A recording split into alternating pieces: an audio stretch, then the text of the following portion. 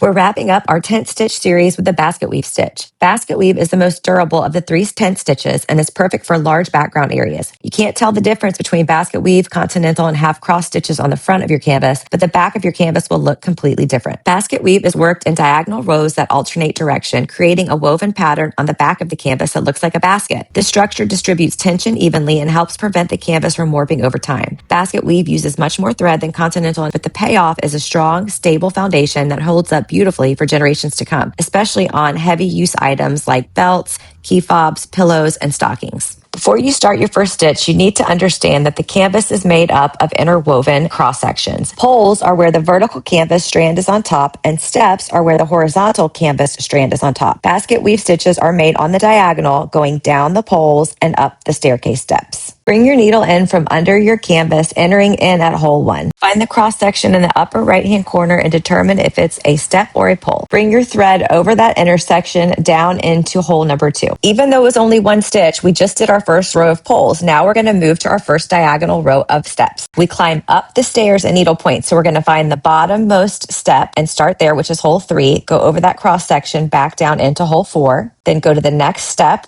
come up in hole 5, go over that cross section, back down into hole 6. And we have completed our first diagonal row of steps. Now we're ready to slide down our poles. You can't slide up a pole. Find your first pole in the top left, come in at hole 7, go over that cross section and back down into hole 8. Now you're going to slide down to your next pole and come up from under your canvas in hole 9, going over that cross section back down into hole 10. Now you're going to slide down the final pole on this diagonal, come up through your canvas on hole 11, go over that cross section back down into hole 12.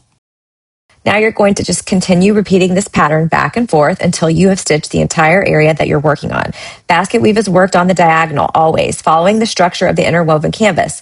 Up the step, the stitch climbs the canvas like a staircase, moving across intersections where the horizontal canvas strand is on the top, coming up from the underside of the canvas in the bottom left hole, Florida, and going back down over the cross section into the top right hole, New York. You're always going from Florida to New York in basket weave.